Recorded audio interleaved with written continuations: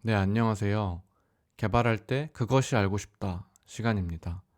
이제 이 영상들에서는 앞으로 개발을 하면서 누구나 한 번쯤은 고민해 봤지만, 그리고 구글링도 많이 해봤지만, 다른 사람들의 생각도 궁금할 때 이제 그러한 영역의 주제들을 이제 모아놓는 이제 그러한 토픽들인데요. 일단 첫 번째 주제는 ORM 엔티티를 도메인 엔티티로 그대로 사용해도 될까? 라는 주제입니다. 일단 ORM은 많이들 아시는 것처럼 이제 우리가 어, 보통 이제 관계형 데이터베이스에서 SQL로 어떤 정보들을 가져와야 하는데, 그것들을 실제 코드에서 사용하기보다는 우리가 실제로 사용하는 엔티티, 클래스의 여러 가지 이제 어노테이션이나 뭐 데코레이터들을 붙여서 이제 좀 더 손쉽게 SQL을 개발자가 직접 손대지 않고 개발할 수 있게 해주는 기술인데요. 음, 이게 이 ORM 엔티티를 그런데 도메인 엔티티로 그대로 써도 되는지 고민을 하시는 분들이 아마 많을 것 같아요. 일단 클린 아키텍처 이야기를 안 할 수는 없는데요. 이 클린 아키텍처는 우리가 앞으로 어떤 애플리케이션 개발할 때 좀 더 유지 보수하기 편하고 테스트하기 편하게 코드를 이렇게 짜야 한다라고 주장하는 어떤 이론 중에 하나고, 클린 아키텍처는 이거다라고 하는 답은 없지만 여러 가지 실천적 방향들로 뭐 다양한 것들이 나오고 있고, 이제 그중 대표적인 것 중에 하나가 요즘에 이제 흔히들 말하는 헥사고널 아키텍처입니다. 여기 보이시죠? 네.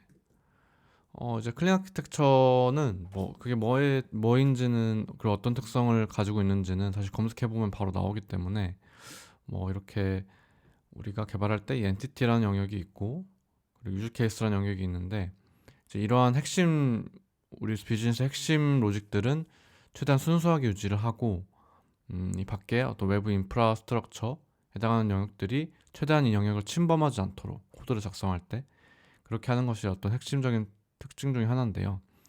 사실 해야 될 얘기가 많아서 이 부분을 너무 자세히 설명하기는 좀 그렇고,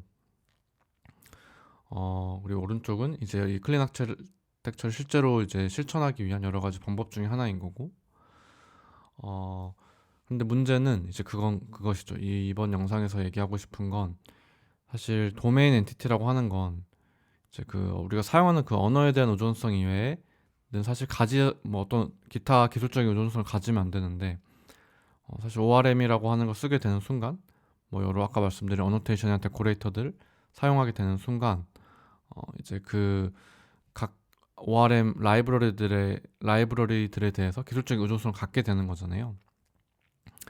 뭐 예를 들어 자바로 치면 뭐 JPA라고 하는 게 있을 거고, 이제 자바스크립트 쪽에는 이제 뭐 시퀄라이즈, 뭐 타입 ORM, 뭐 여러 가지, 요즘에 뭐 마이크로 ORM 여러 가지 이런 것들이 있는데, 어 이제 그런 것들을 보통 그 라이브러리들의 문서를 살펴봐도 그것들을 그대로 사실 도메인 엔티티로 사용하는 게 자연스러운 방향으로 이렇게 사용하도록 개발이 되어 있거든요. 그래서 어, 그런데 클린 아키텍처에서는 어쨌든 최대한 기술적인 의존성을, 외부적인 기술적 의존성을 배제하라는 것이 철학이고, 그래서 클린 아키텍처 그렇다고 뭐 꼭 금과 국조처럼 무조건 완벽하게 100% 지켜야 되는 또 원칙은 아니기 때문에, 그러면 그 ORM 엔티티를 우리가 이제 뭐 예를 들어 유저라는 클래스를 만들고 그거를 이제 도메인 엔티티로 사용하는데, 이제 유저라는 엔티티를 그대로 ORM 엔티티로서 우리가 장식을 해놓고 이제 도메인 엔티티로 그대로 가져다 쓰는 경우가 대부분일 텐데요.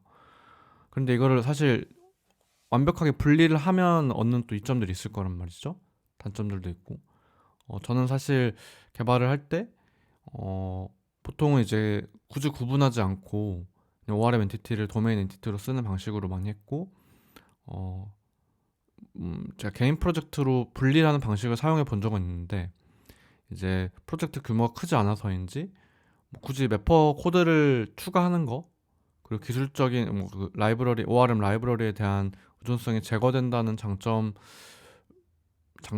그리고 뭐 예를 들어 우리가 뭐, 다른 어떤, 사실 ORM 객체 자체는 그 엔티티가 필요로 하는 필드 이외에 다른 추가 필드, 뭐 일종의 메타 필드들을 더 넣어야 될 때도 있잖아요. 그래서 그런 지저분한 게 도메인 엔티티랑 분리가 되기 때문에 그런 게 좀 더 좋았다, 이런 장점 정도는 있었는데, 사실 뭐 그대로 써도 크게 개발하는데 문제가 없어서 이런 부분에 대해서 궁금해하시는 분들이 많을 것 같고 저도 아주 완벽한 답을 물론 사실 뭐 완벽한 답이란 게 있을 수 없겠죠. 상황마다 다를 테니까. 그래서 이 부분에 대해서 혹시 굉장히 내가 이런 좋은 경험을 갖고 있다라고 하시는 분들이 있으면 댓글이나 메일로 제가 그런 것들을 받아보고 싶더라고요. 그래서 일단 경험을 혹시라도 공유해 주실 수 있는 분이 있을까 해서 영상을 올려보고요. 예를 들어서 ORM 엔티티를 그대로 도메인 엔티티로 사용했더니 프로젝트가 커지거나 이런 기능을 구현하게 되면서 부작용이 결국 생기더라 라고 하는 경험이라든지 우리가 한번 뭐 클린 아키텍처 DDD 도메인 드리븐 디자인을 적용해 보면서 도메인 엔티티로 사용하지 않고 ORM 엔티티랑 도메인 엔티티를 이제 분리를 해서 뭐 매핑을 해서 아예 이 레이어를 나누는 방식을 썼더니 이런 장점이 생기더라.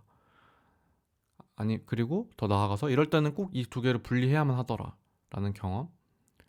어 하지만 뭐 보통 어떤 이런 정도의 문제가 생기는 게 아니면 그냥 ORM 엔티티를 도메인 엔티티를 그대로 사용하는 게 코드량도 줄고 해야 할 일도 거의 없으니까 더 좋더라라고 하는 뭐 인사이트나 경험이 있으신 분들이 있으면 댓글에서 서로 논의를 해보거나 또는 혹시 제가 이제 영상 밑에 메일 주소를 달아 놓을 텐데 거기로 이제 본인 어떤 간단한 정보랑 경험을 혹시라도 공유해 주신다면 감사하게도 나중에 따로 그것도 영상으로 만들어 볼 수 있도록 하겠습니다.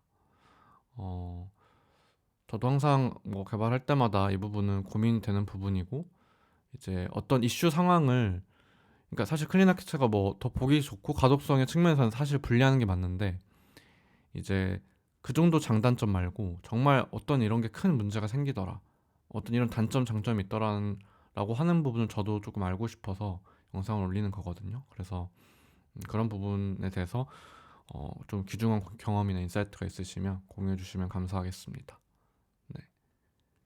나중에도 또 이제 여기 지금 보이시는 것처럼 제가 이 그것이 알고 싶다 시리즈에선 이렇게 저도 고민하고 있고 많은 분들이 왠지 고민하실 것 같은 주제들을 모아서 이렇게 영상으로 올려볼 수 있도록 하겠습니다. 네, 그럼 오늘도 좋은 하루 되시고 영상 마치겠습니다.